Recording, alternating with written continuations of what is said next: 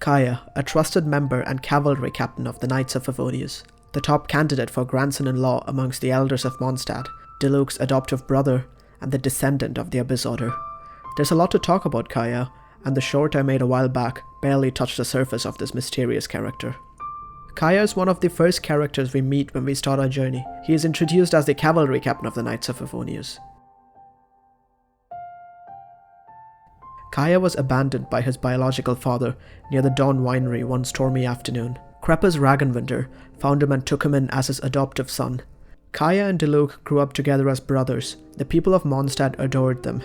They were almost like twins, knowing each other's thoughts and intentions without a word.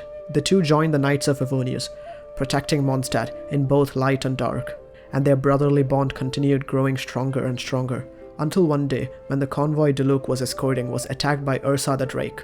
Diluc tried fighting the Drake, but he wasn't strong enough, and then his father Krepas used his delusion and used its dark powers to fight against the Drake. The delusion backfired and left him heavily wounded. You see, a delusion is not like a vision. A vision grants the user powers, but not everyone can use a vision. A delusion is different, because unlike a vision, anyone can use a delusion, but it has a large toll, and that comes in form of the user's life force. And seeing his father wounded, Diluc decided to take his life to free him from his unbearable agony. This was the first and only time Kaeya failed in his duty. By the time Kaeya reached Diluc, it was all over. Kaeya was living behind a wall of lies. He lied his whole life, hiding the truth from everyone, from Diluc and Krepas. And this was hard for him.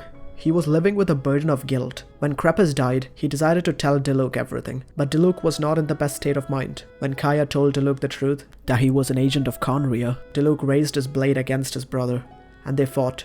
Two brothers, albeit not by blood, fought beside the dead body of their father. Kaeya felt that this was a punishment for his lifetime of lies, but as the two brothers crossed blades, Kaeya was overcome by a sensation of great elemental power surging through him, and bitterly cold and brittle elemental energy burst forth from the tip of his blade to meet Diluc's flames head-on. It was that night that the two brothers' paths diverged.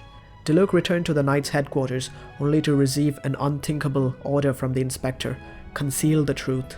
The Inspector insisted that the incident must be portrayed as an unfortunate accident in order to maintain reputation of the Knights of Favonius in the eyes of the public. Diluc's father had once told him that the world would never turn its back on the faithful. But now the Knights of Favonius trampled on his fate like it was nothing. Diluc resigned from the Knights that day and left everything behind, including his vision, and took up the delusion that killed his father and traveled Teyvat, seeking answers. All the clues pointed towards the Fatui. The Harbingers had been monitoring Diluc's process from the shadows, because Diluc had laid waste to numerous Fatui strongholds, which caught their attention and forced them to take action. The Fatui Harbingers went after Diluc, and he narrowly escaped death thanks to a third-party observer from the north, who was part of a vast underground intelligence network. The observer claimed to have been watching Diluc for some time and approved of his methods.